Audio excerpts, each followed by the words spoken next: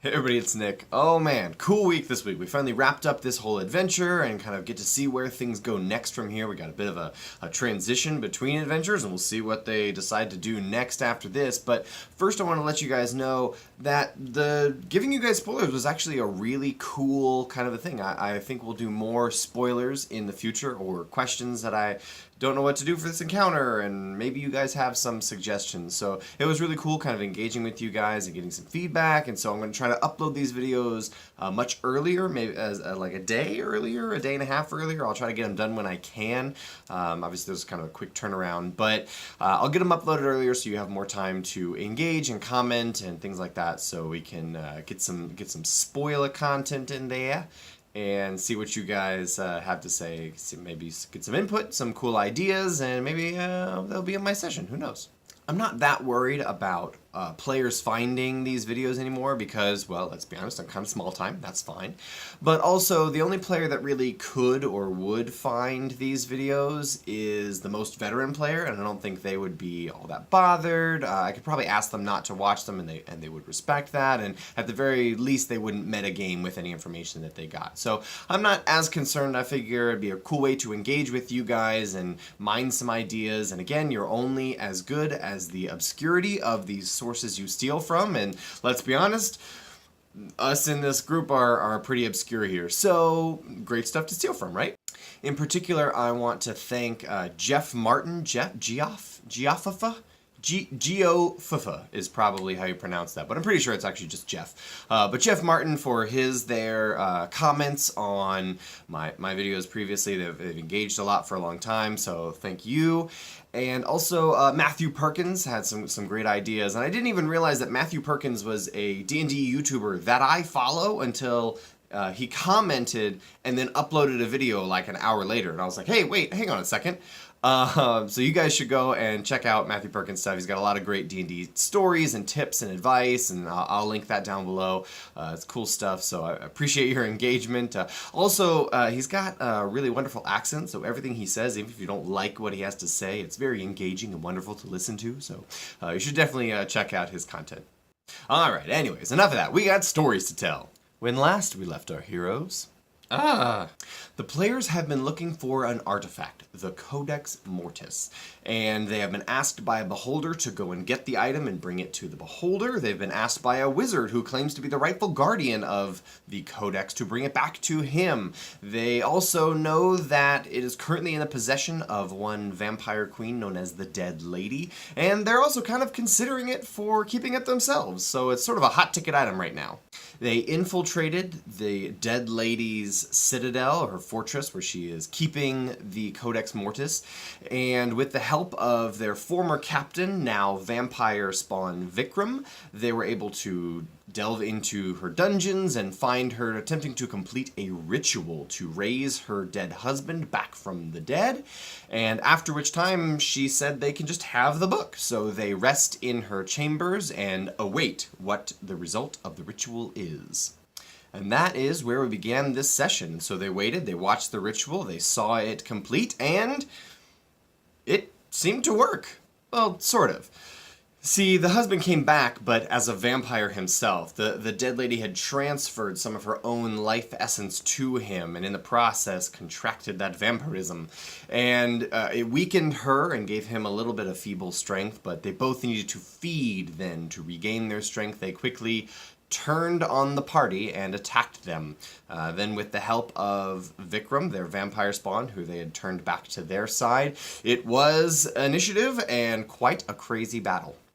Clement very nearly died, and every single party member got bitten by a vampire at one point in time or another. It was a tense fight. They did manage to succeed, emerge victorious. No one died, and they managed to defeat their foes. The real game changer here that the players discovered was the cleric casting spirit guardians, I think. That was a big spell in this fight, changed things quite a bit, and the players, the newer ones at least, learned a valuable lesson. If you are fighting undead, it helps a lot to have a cleric or possibly even a paladin just to get things going, because those guys really do some work against undead in a very helpful way. That was sort of aces from them for hiring a cleric before going on this mission. Well done, guys. So they managed to turn the vampires to mist, and Vikram fled. And in this process, however, Travis was charmed by one of the vampires, and that lasts for 24 hours, or unless you take damage from one of the vampire or its allies, you get to remake the saving throw, which they never damaged him again. So once they were turned to mist, they weren't destroyed, because it lasts until they're destroyed. They specifically say they're turned to mist instead when they turn to hit 0 hit points. So they vanished, and he's still charmed, and so Clement uses suggestion on Travis to try and get him to knock off attacking the rest of the party, and that works, and so it buys them 8 hours, and at this point they are successful. And so they reach out to their ship. They have sort of a telepathic connection with some of the people there, and are able to say, hey, get out of here, go on to Volta ahead of us, and we're going to head out ourselves. Because they had considered using sort of stealth to sneak their way out of the dungeon with this several hundred-pound book in tow. However, the bells began tolling above them, and they realized this was not going to be possible. So, time to bust out that scroll of teleportation. They had made sure to grab an anchor item from Volta, and they just teleported straight out. They just went straight to Volta. And that was it. They managed to succeed to get everybody out, and it was really successful. It was a fun combat. I remembered a lot of the special abilities. I find that I often forget things as a DM and don't use an ability or use it incorrectly, and this time I didn't. I had made up sort of some customized stat blocks. I'd just taken vampires' stat blocks and shrunk their numbers down just a little bit, probably shooting for somewhere in the CR like 6-ish range maybe. Just sort of winging it from that point. But the big thing was I took away legendary action. So that, I think, really, really dropped it down, made the fight a lot more manageable. Using full-on vampires with legendary actions would have been rough. So they managed to succeed, get out of there, teleport back to Volta, grab an inn for the evening, and sit down. And what followed next is one of my favorite things. This is role-playing at its finest. Discussions. They just had a lot of discussion, debate back and forth about what do we do now? We have the Codex, we've got what we came for, but who do we give it to? What do we do with it? Also, we all have vampirism, and we don't want that. How do we get rid of that? So I love those discussions. That, to me, is role-playing at its finest. I enjoy also doing like the voices and the accents and the jokes and things like that, but anytime you are having a discussion or a debate about what do we do here in character, that is role-playing, and so I'm a big fan, or even third person in character, but I'm a big fan of that, and there was a lot of it this session, so it was fun to watch. So what they did is they explored, they tried to gather some more information, they went and talked to some clerics at some temples to try to figure out how do we cure vampirism, like asking for a friend. And the clerics sort of informed them that the only ways that were known of to get rid of vampirism was, one, kill the host and then resurrect them. And I let the players know, as the clerics in character, this is not always successful. It's usually successful, but not 100% of the time. And it's kind of expensive, so if you are willing to give it a shot, we can try. But the players were not wild about possible death being on the table. And the clerics also let them know that the other way is to find powerful arcane magic that is able to reweave the fabric of reality. That's right, a wish spell. And the players were sort of like, okay, well, great. Well, we don't want to die, and we don't have access to wish at this point, so let's sit down and try to figure out maybe a different problem. So they tried to figure out, what do we do with the book? Because clearly the vampirism is not going to solve itself, but we don't have enough information. What do we do with the book? And one of the things they wanted to do was wanted to figure out, what does it do? So how do we make a decision of if we want to keep it? Because we don't even know what it does. So spend some time sort of reading and studying the book over the evening, and obviously they couldn't attune to it because if you're familiar with Matthew Colville's Strongholds and Followers, the codices in there take 30 days to attune to because they are such crazy items. But you can sort of get I let them have a sort of identify it over the course of the short or long rest or whatever they were taking, and sort of get a feel for what it could do. Maybe not all of its depth and detail, but I just kind of told them the highlights. And they were like, okay, that sounds really cool, but probably not something we want to keep. And so they quickly ruled out we don't want to keep it. And then they did sort of a value judgment about best and worst case scenarios for giving it to the beholder or giving it to the wizard who is the guardian of it. And most people were in favor of giving it to the wizard.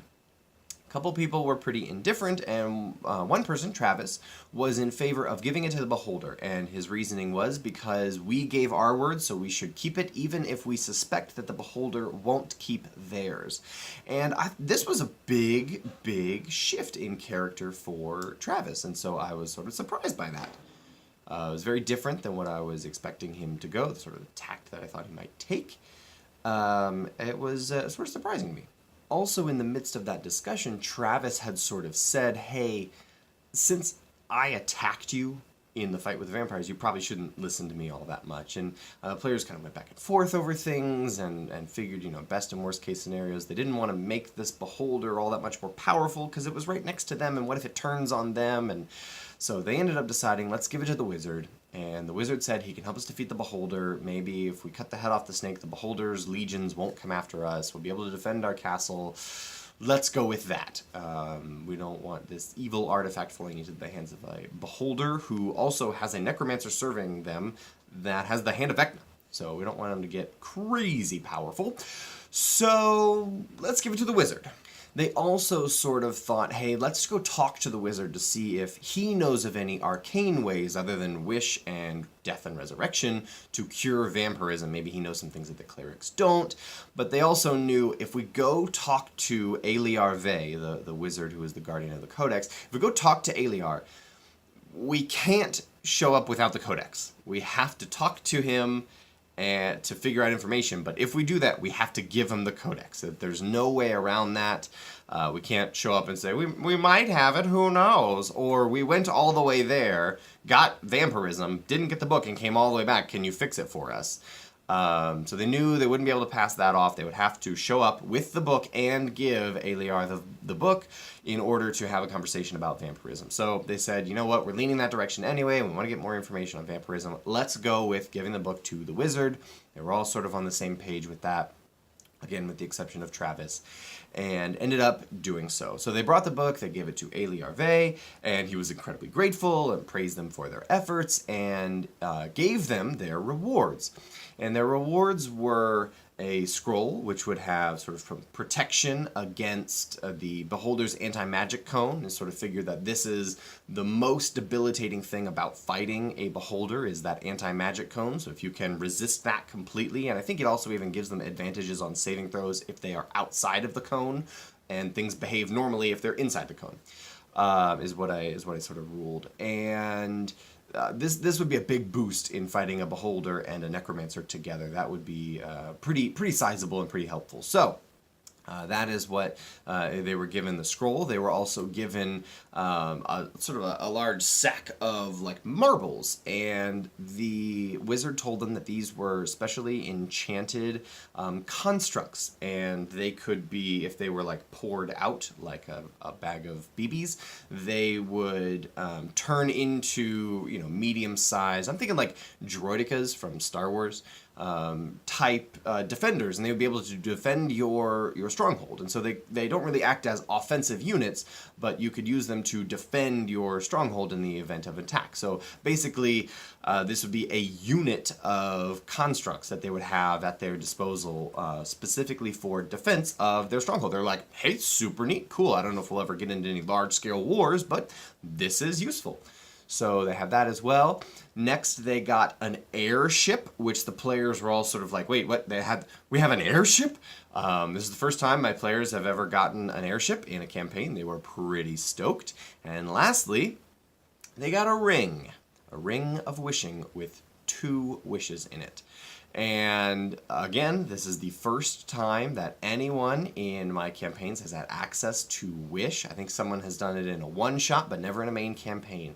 And so the players are pretty stoked about this, and they're already sort of leaning towards talking about the first wish being, let's cure all our vampirism, and then we have a wish left over. I think it would have been poor sportsmanship for me to say the only way to get rid of vampirism is maybe being dead forever or a wish, and then I only give you 1 wish because you pretty much have to use it for that thing. So So I gave them 2 wishes with the hope and expectation that they would use 1 wish on their vampirism.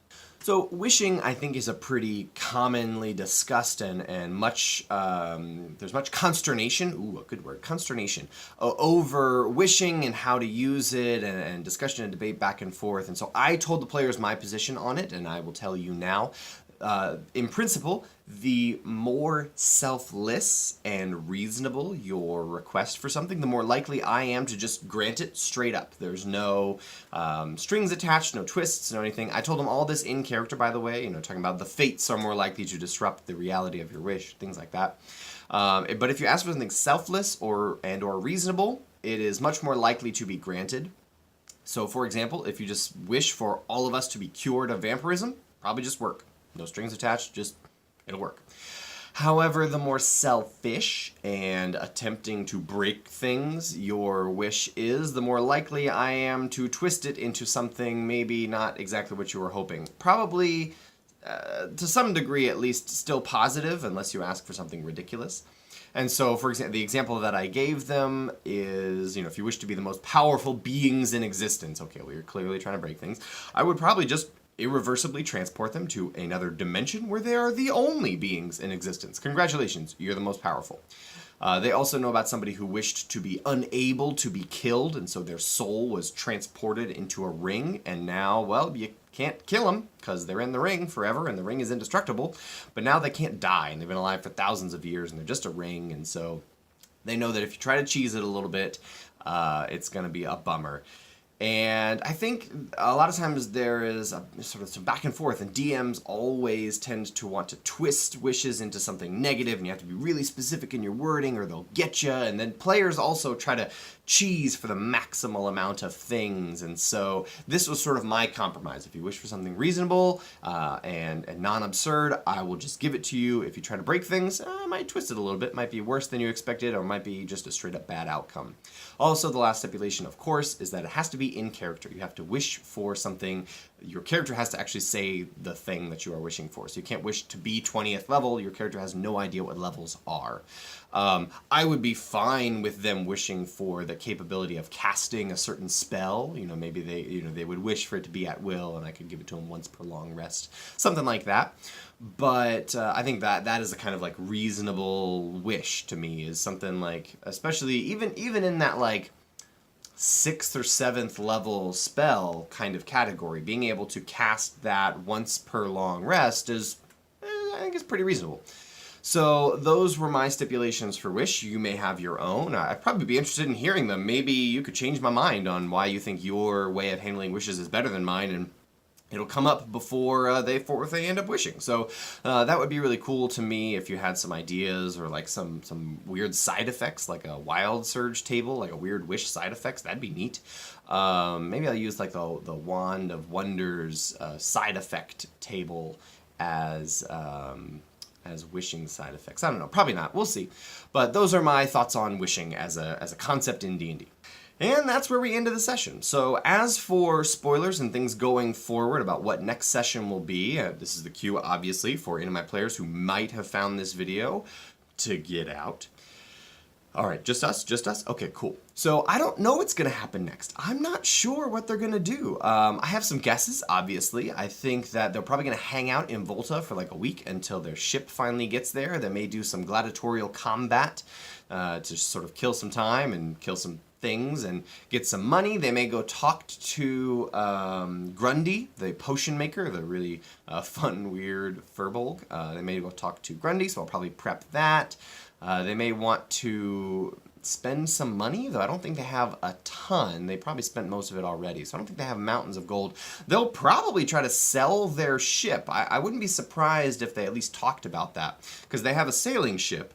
I wouldn't be surprised if they tried to sell that and just use their airship going forward. So I've had to look up how much that costs, and so looking forward to seeing what they'll do with that. The crew may want to just like peace out from here. They may have to have some discussions with their crew about, hey, listen, we've solved the problem. Let's get out of here.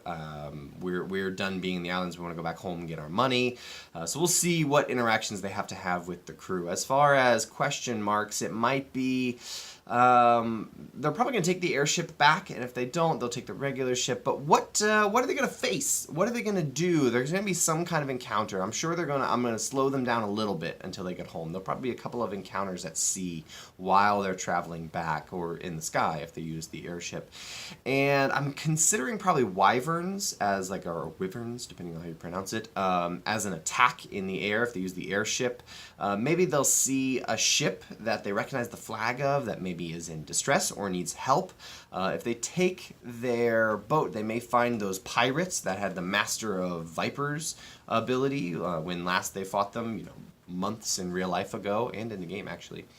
And so there's a couple of options for what they should do there. But if you guys can think of any other options for slowing them down a little bit, that would be great. I think we're going to shoot to end the session with them getting back home. Getting back to their stronghold, their castle. That is where I'm predicting things will end up. We'll see how right I am, how quickly they get through some stuff, how much stuff I can prep. But let me know if you guys have any suggestions. They may end with opening up the vault that they have been kept out of in the stronghold. So there is a vault there and they need to get into it, and there are some really interesting things there. I've been very excited for them to find it, and that would advance the story very interestingly in another direction, depending on what people do with information and things in there. So, no spoilers, but it's going to be pretty cool whenever they get in there. So let's find out what they get through. But they'll probably end with either opening that vault up and then pause as it opens and end the session there, or, okay, you get back home and then end the session. I prefer to end on a cliffhanger, but we'll see. We'll just see what they get done. So those are sort of my predictions. Let me know if you guys have any suggestions or ideas. I look forward to engaging with you guys in the comments and hearing what you have and maybe stealing some of your ideas. But anyways, thanks for watching, and I'll see you next time.